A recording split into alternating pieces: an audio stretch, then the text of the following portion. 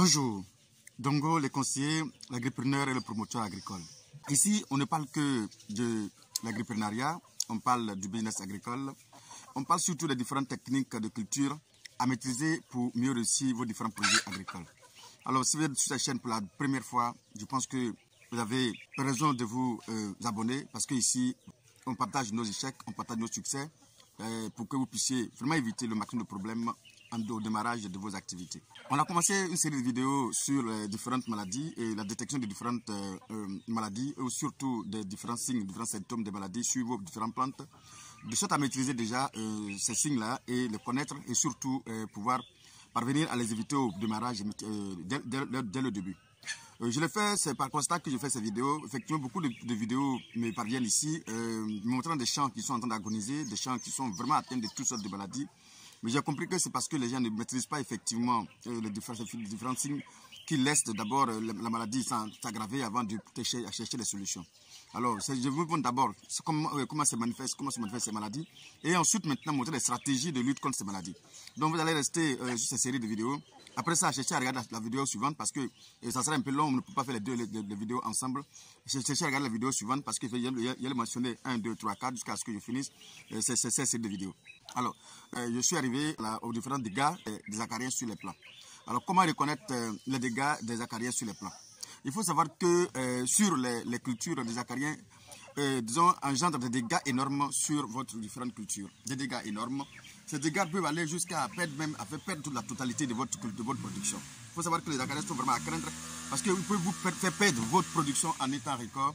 Donc faites attention lorsque vous avez des attaques des acariens, faites beaucoup attention. Au Niger par exemple, les dégâts des acariens, on appelle les acariens rouges par exemple, peuvent persister même durant les périodes chaudes. Durant les périodes très chaudes, jusqu'à 40 degrés Celsius, ces acariens sont toujours là, à forte température. Mais en général, c'est vers avril jusqu'à en juin par exemple. Alors, ils s'attaquent au plant, ils s'attaquent vraiment au plant, ils sucent le contenu cellulaire de ces plants-là, c'est-à-dire le chlorophylle de ces plants-là, et engendrent des jaunissements et des chloroses au niveau de votre feuilles. Alors, les feuilles sont piquetées de blanc, effectivement, sont piquetées de pointiers, de points blancs, tout simplement, et devient terne. Par exemple, c'est l'exemple des aubergines. Parfois aussi, les feuilles peuvent avoir des teintes, peuvent avoir des teintes bronze, et qui vont jusqu'à brunâtre. Les bronzes à brunâtre, c'est par exemple les tomates, sur tous les tomates, on peut constater ce genre de signes souvent. Alors, il faut savoir que certaines espèces aussi d'acariens provoquent les enroulements. Il y a des acariens qui provoquent les enroulements, des feuilles effectivement. Effectivement, ils vont provoquer les enroulements et la déformation des feuilles, bien évidemment. Donc, ce sont ces petits signes-là qu'il faut savoir comment ça se manifeste. Et surtout, pour pouvoir les éviter, il faut connaître comment se manifestent ces signes-là. Donc, ce sont des signes qu'on peut constater sur les feuilles lorsque on a des attaques des acariens. C'est le cas d'une espèce qu'on appelle Eriopis viti qui provoque aussi, on appelle ça l'érionnose sur les vignes par exemple. Et il y a une déformation des feuilles, il y a une déformation des feuilles. Il faut dire que les acariens sont aussi responsables des dessèchements. Pour voir, il y a des dessèchements que vous voyez dans votre plantation. Et surtout les feuilles, la chute des feuilles, bien évidemment. Et ils sont aussi responsables de l'avortement de certaines fleurs, des fleurs, ainsi que de l'apparition des taches liégeuses tout simplement, et crévassées sur les fruits. Il y a des taches souvent, vous voyez, des fruits, ce sont les acariens. Je vous dis, il y a des personnes qui m'envoient des vidéos en disant que voici la chute, il y a une forte chute au niveau de mes fleurs. Le plus souvent, ce sont des acariens qui provoquent ces genres de chute de fleurs.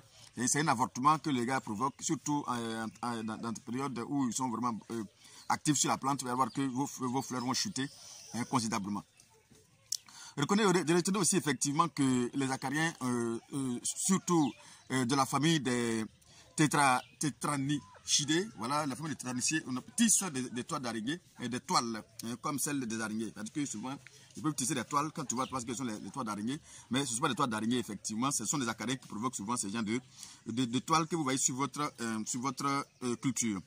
Alors, ce qu'il faut comprendre, c'est qu'à cause de leur biologie et à cause aussi de leur comportement, les acariens sont difficiles à contrôler. Ça, il faut savoir ça, sont très très difficiles à contrôler. Ils ont un cycle de vie très très court, partant de 30 espèces, de 30 générations en un an. C'est énorme. 30 générations en un an dans votre culture, c'est vraiment énorme. dans votre champ, c'est devant énorme. Donc il faut faire beaucoup attention. Et quand vous sentez les acariens dans votre champ, il faut savoir qu'ils peuvent se multiplier très rapidement et faire des dégâts énormes sur vos différentes cultures. Ils sont polyphages, hein, et les acariens sont polyphages. Ils possèdent plusieurs plantes hôtes cultivées, bien sûr. Ils ont plusieurs plantes hôtes cultivées et sauvages aussi. C'est l'exemple des tétraniques tisserands. Les tétraniques tisserands peuvent s'attaquer à plus de 900 espèces de plantes. C'est énorme. Voici donc le comportement que vous pouvez constater sur les feuilles. Voici donc les signes que vous pouvez constater sur les feuilles. Mais lorsque vous avez ces signes, ne soyez pas aussi affolés parce qu'on peut trouver des solutions, on peut trouver toujours des moyens, de voies et moyens pour lutter contre ces parasites-là, pour lutter contre